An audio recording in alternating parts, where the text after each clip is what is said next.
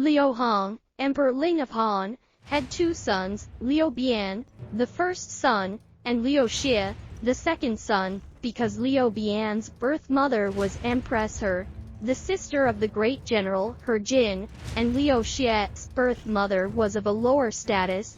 There was no doubt that Liu Bian, who was both the legitimate son and the eldest son, would succeed to the throne. But Liu Hong, the Emperor Ling of Han, preferred his youngest son, Liu Xie, and was therefore hesitant to choose the crown prince. As the brother of Empress He Jin of course hoped that his own nephew, Liu Bian, would be able to assume the throne without any problems, while the eunuchs represented by Jian Zhuo were afraid that the power of the consort kin would become bigger as a result, and so they turned to support Liu Xie. Because the eunuchs were too powerful, the forces of the consort kin, represented by He Jin, and the forces of the bureaucrats, represented by Yuan Shao, moved toward union. Both sides are in a dueling stance. In April 189 AD, at the age of 33, Liu Hong, the Emperor Ling of Han, died in Luoyang. Liu Hong's death shattered the already weak balance between the two factions. Jian Shuo wanted to lure He Jin into the palace and kill him to support Liu Xie's ascension to the throne. But the plan was leaked and He Jin escaped, so Liu Bian, the eldest and legitimate son, at the age of 14, was able to ascend to the throne, who is called the Emperor Xian of Han. After Liu Bian's accession to the throne, his birth mother Empress He was honored as the Empress Dowager, and He Jin took control of the court as he wished. At this time, Yuan Shao had become the main strategist of He Jin, and under the conspiracy of them, Jian Shuo was arrested and put to death.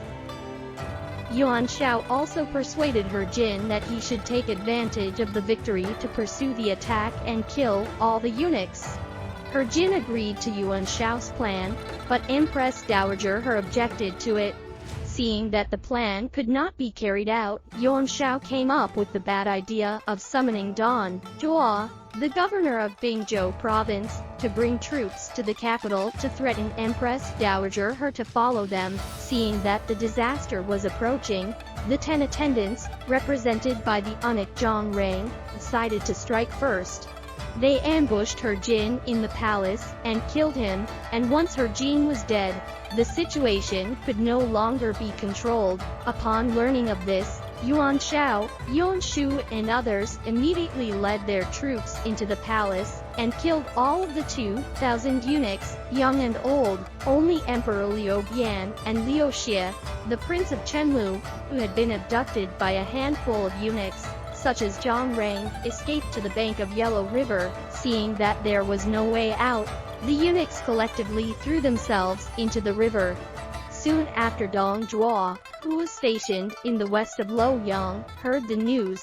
He immediately led 3,000 soldiers to arrive in time, and surrounded Liu Bian and Liu Xie, and drove into Luoyang with great vigor. As a result, the power of the consort kin and eunuchs, who had been ruling the country for a long time, died together, and a power vacuum appeared in the Eastern Han Empire, while Dong Zhuo was named as the Chancellor of Constructions and took advantage of the opportunity to take control of the imperial government. After entering the capital, Dong Zhuo quickly integrated the great general, He Jin's generals and soldiers, and many good generals followed Dong Zhuo at this time, such as Zhang Lia, and then he lured Lun Bu to kill Ding Yuan, who was the chief of the capital guard, and annexed Ding Yuan's troops, that his power could be expanded rapidly. Dong Zhuo is from Lintao County, Longxi Commandery.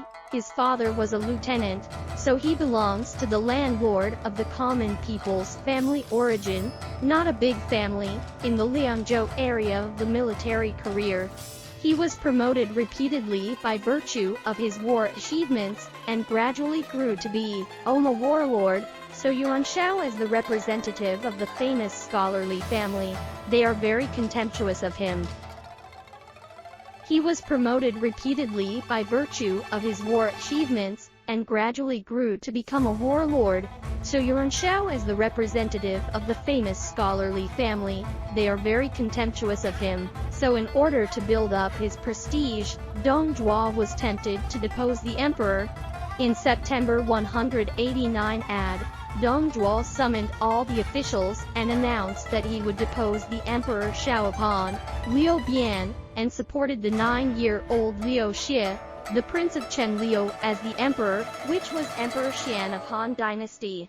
Soon after, Empress Dowager He, who had lost the protection of the consort kin force, and Liu Bian, the mother and the son, were poisoned and killed by Dong Zhuo. Dong Zhuo likes to read, knows the strategy of fighting in the war, has good cultural literacy, and is not a reckless man, a political idiot. His idea was to establish a new dynastic order through institutional reform, so he enlisted many famous scholars from bureaucratic landlords, such as Xun Shuang, Xun Yu's uncle, Yang Bie, Yang Fu's father, and Cai Yong, Cai Wenji's father, who was a great scholar, were all promoted, and even Wang Yun, Chancellor of Masses, was promoted by Dong Zhuo at this time.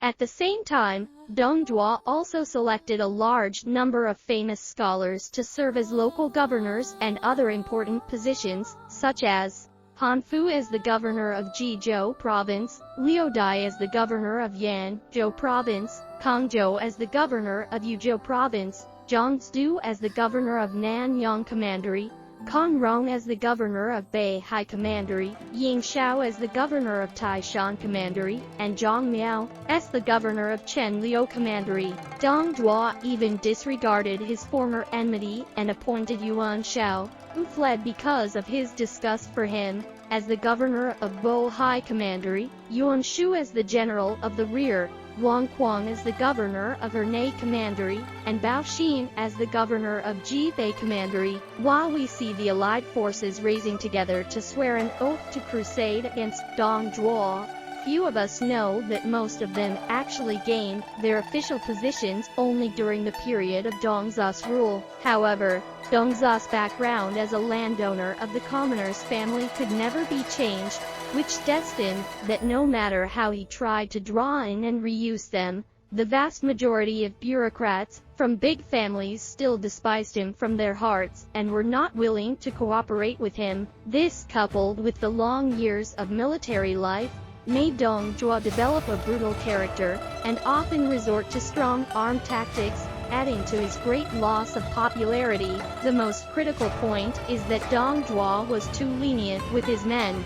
Most of the Liangzhou soldiers under his command were very savage, and they often robbed the rich families in Luoyang, robbed for property, and raped women. But Dong Zhuo did not make strict constraints on their behavior, which made many people, especially the powerful families in the city of Luoyang, very disappointed with Dong Zhuo. Against this backdrop, Qiao Mao, the governor of Dongjun Commandery, forged a document from the 3 counselors and requested the governors of whole country to send troops to rescue the emperor. In the first month of 190 AD, the heroes, under the banner of the crusade against Dong Zhuo about to rise up, the late of the Han dynasty formally entered the chaos of warlords, and Cao Cao and Sun Jian and others even seized the opportunity to clamor, and thus stood at the head of the tide of time.